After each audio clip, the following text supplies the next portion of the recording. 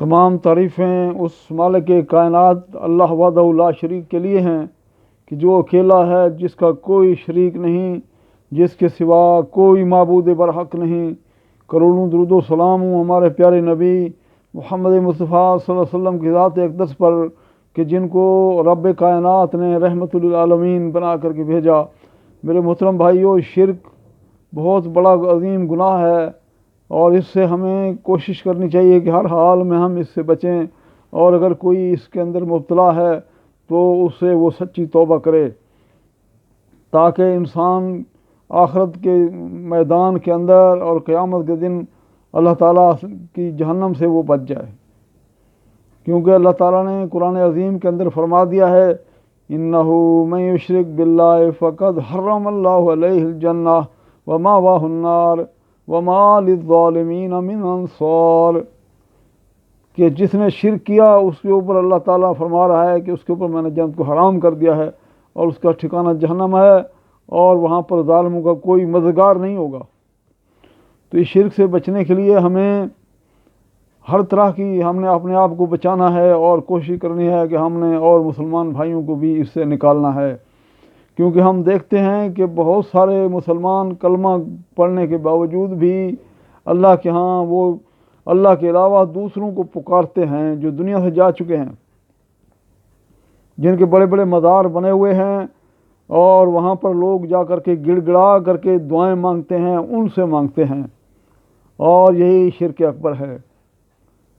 اور اللہ تعالیٰ قرآن عظیم کے اندر سورہ احقاف کے اندر آیت نمبر 5 کے اندر فرماتا ہے، وَمَنْ أَضَلُّ مِمَّنْ يَدْعُو مِنْ دُونِ اللَّهِ مَن لَّا يَسْتَجِيبُ لَهُ إِلَىٰ يَوْمِ الْقِيَامَةِ وَهُمْ عَن دُعَائِهِمْ غَافِلُونَ۔ وَمَنْ أَضَلُّ، اللہ تعالیٰ فرما رہے ہیں کہ اس سے بڑا گمراہ کون ہے؟ مِمَّن يَدْعُو مِن دُونِ اللَّهِ، جو اللہ کے علاوہ پکارتا ہے دوسروں کو۔ من دون اللہ سے مراد من دون اللہ صرف اللہ کے علاوہ، اللہ کے علاوہ سب پوری مخلوق اس کے اندر آ جاتی ہے، کائنات کی ہر چیز آ جاتی ہے، اس میں انبیاء بھی آ جاتے ہیں، نیک لوگ بھی آ جاتے ہیں، اور اس کے اندر فرشتے، جن، شجر، حجر، ہر چیز من دون اللہ۔ ومن اضل ممن يدعو من دون الله من لا يستجيب له الى يوم القيامه وهم عن دعائهم غافلون۔ اس سے بڑا گمراہ کون ہے؟ جو اللہ کے علاوہ ان کو پکارتا ہے، جو قیامت تک ان کی پکار کو سن نہیں سکتے۔ وهم عن دعائهم غافلون، اور ان کی وہ دعا سے غافل ہیں۔ وَإِذَا حُشِرَ النَّاسُ كَانُوا لَهُمْ أَعْدَاءً وَكَانُوا بِعِبَادَتِهِمْ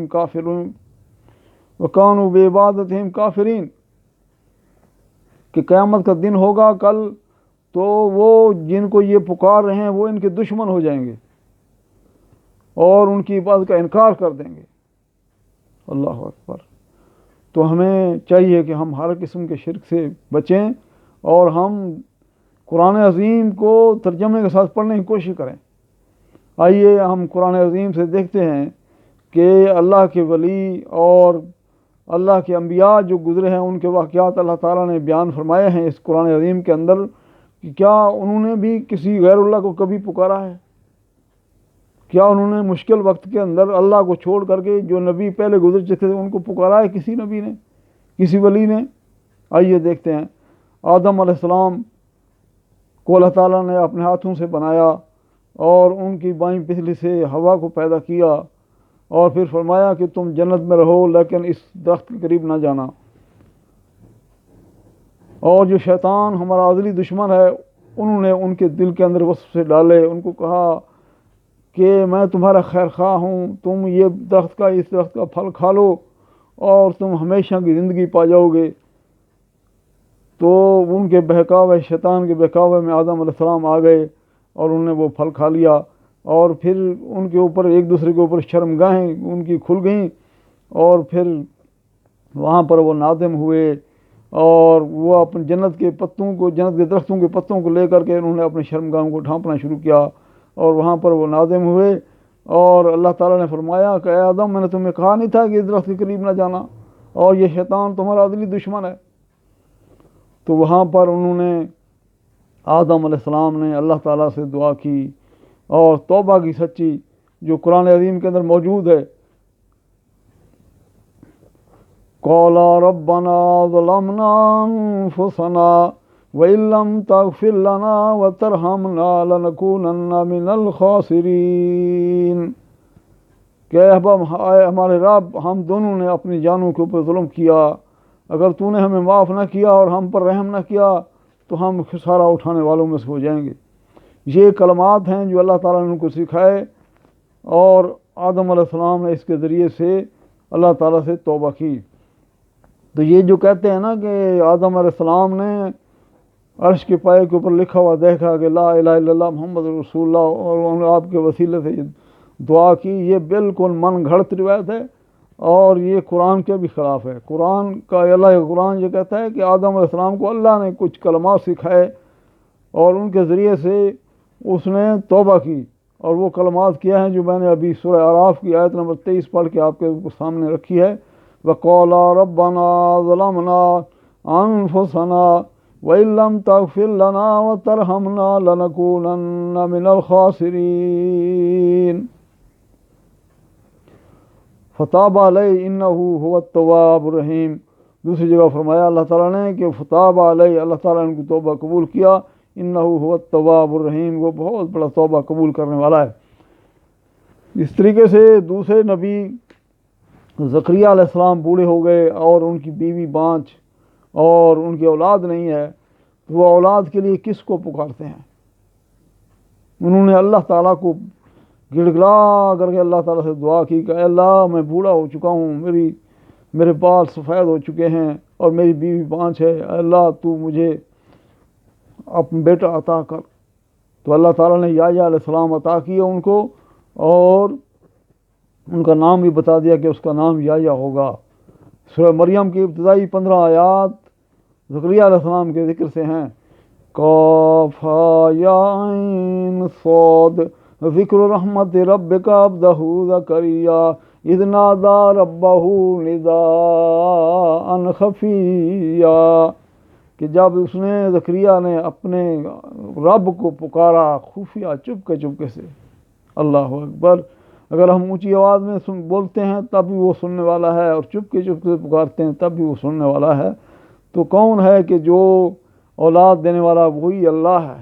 للہ ملک السماوات والارض یخلق ما یشاء یہب لمن یشاء اناثا ویہب لمن یشاء الذکور او یزوجہم ذکرانا واناثا ویجعل من یشاء عقیما انہ علیم قدیر. یہ سورۃ شورا ہے، اس کے اندر اللہ تعالیٰ فرما رہا ہے کہ للہ ملک السماوات والارض، زمین و آسمان کی بادشاہی کا مالک وہی اللہ ہے اکیلا.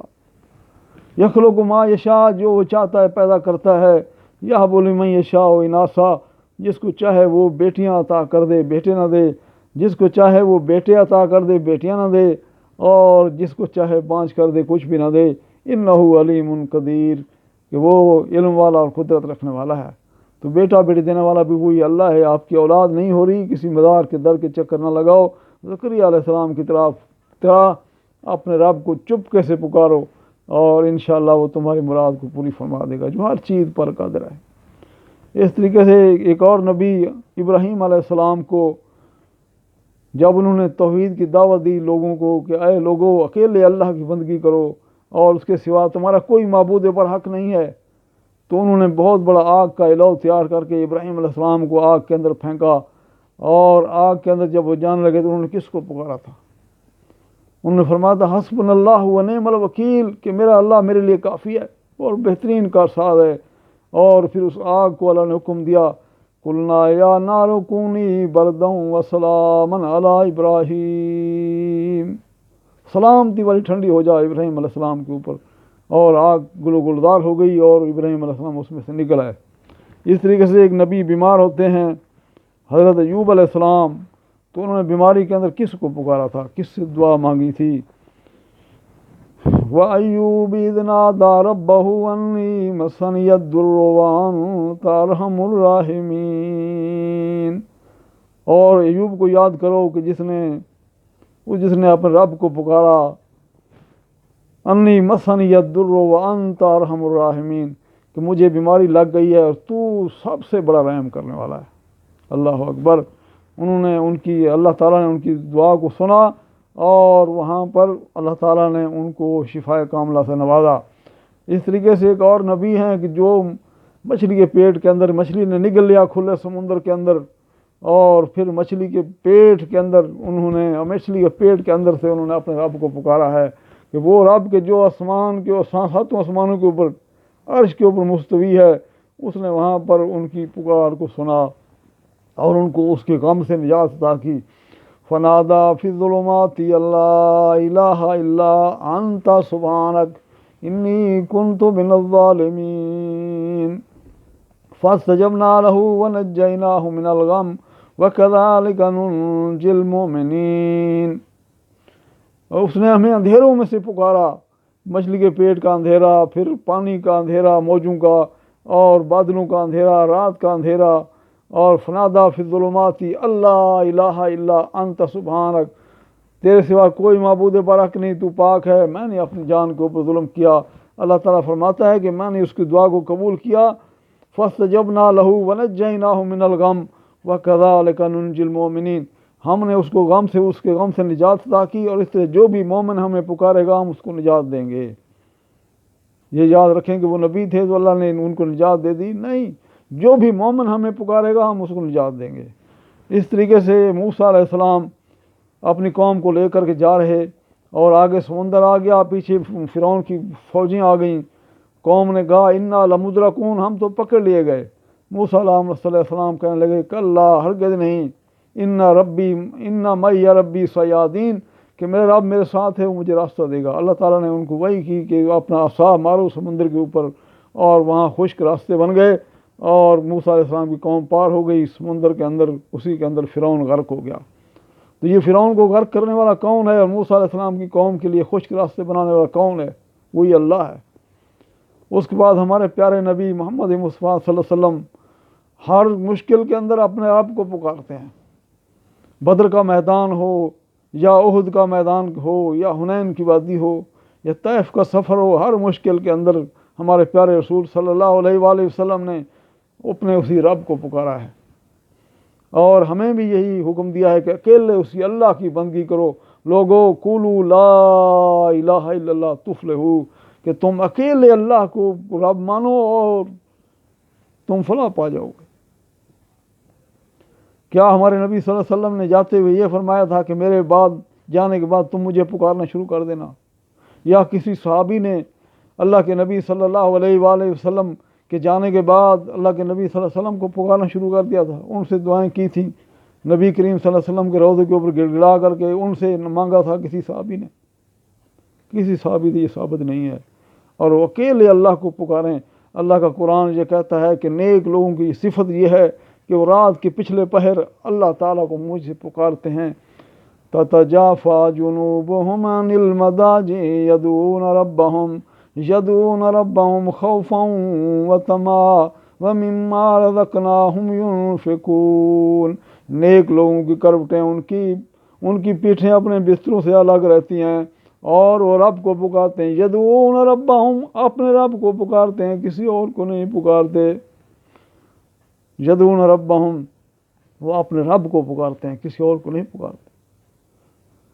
تو ہمیں چاہیے کہ ہم اکیلے اسی رب کو، اللہ تعالیٰ کو پکارنے والے بنیں، جس طریقے سے تمام انبیاء اور نیک لوگوں نے پکارا ہے، اور ہم کسی مدار کے اوپر جا کر کے ان سے نہ مانگیں، بلکہ جو اللہ جو ہماری شارک سے زیادہ قریب ہے، جو ہمارے دلوں کے راز بھی جانتا ہے، اس اللہ کو پکاریں جو اللہ کل شیء قدیر ہے، جو خود کہتا ہے مجھ سے دعا کرو، وقال ربکم ادعونی استجب لکم، وَلَقَدْ خَلَقْنَا الْإِنسَانَ وَنَعْلَمُ مَا تُوَسْوِسُ بِهِ نَفْسُهُ وَنَحْنُ أَقْرَبُ إِلَيْهِ مِنْ حَبْلِ الْوَرِيدِ، کہ ہم نے انسان کو پیدا کیا اور ہم اس کے دلوں کے اندر جو وسوسے ہوتے ہیں اس سے بھی واقف ہیں، اور شارک سے زیادہ قریب ہیں، لیکن اپنی علم اور قدرت کے اعتبار سے ہماری شارک سے زیادہ قریب ہے۔ اللہ کل شیء قدیر ہے، ہمارے دلوں کے راز بھی جانتا ہے، لیکن ہے ذات کے اعتبار سے کہاں ہے؟ الرحمن علی العرش استویٰ، اللہ تعالیٰ ہر جگہ نہیں ہے، بلکہ الرحمن علی العرش استویٰ، رحمان عرش کے اوپر مستوی ہے۔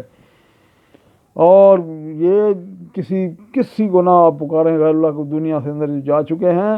اور لوگ یہ دھوکہ دینے کی کوشش کرتے ہیں کہ جب ہم زندہ آدمی سے مدد لے سکتے ہیں تو ہم نبی ولی کو کیوں نہیں پکار سکتے؟ زندہ آدمی تو قدرت رکھتا ہے، ایک بندہ بیٹھا ہوا ہے، میں کہتا ہوں کہ یار میرے بھائی یہ کرسی اٹھا کر کے ادھر رکھ دو میرے پاس، وہ اٹھانے پر قادر ہے، اس سے مدد لے سکتے ہیں۔ وَتَعَاوَنُوا عَلَى الْبِرِّ وَالتَّقْوَىٰ وَلَا تَعَاوَنُوا عَلَى الْإِثْمِ وَالْعُدْوَانِ، کہ تم ایک دوسرے سے تعاون کرو، نیکی کاموں میں، برائی کاموں سے ایک دوسرے سے تعاون نہ کرو۔ تو لیکن جو دنیا سے جا چکے ہیں ہم ان کو کسی کو نہیں پکار سکتے، نہ کسی نبی نہ کسی ولی۔ اور نبی کریم صلی اللہ علیہ وآلہ وسلم کے جانے کے بعد کسی صحابی نے اللہ کے نبی صلی اللہ علیہ وآلہ وسلم کو نہیں پکارا ہے، ان سے دعا نہیں کی ہے، اور ہمیں بھی نہیں کہ ہم بھی یہ نہ کہیں کہ یا رسول اللہ مدد، یا غوث مدد، یا داتا مدد۔ یہ سب شرک ہے۔ اپنے آپ کو ہر قسم کے شرک سے بچائیں تاکہ جہنم سے بچ جائیں، کیونکہ جس نے شرک کیا ہے اس کا ٹھکانہ ہمیشہ کے لیے جہنم ہے۔ اللہ تعالی ہمیں دین کی صحیح سمجھ عطا کر دے۔ وآخر دعوانا ان الحمد للہ رب العالمین۔ السلام علیکم ورحمۃ اللہ وبرکاتہ۔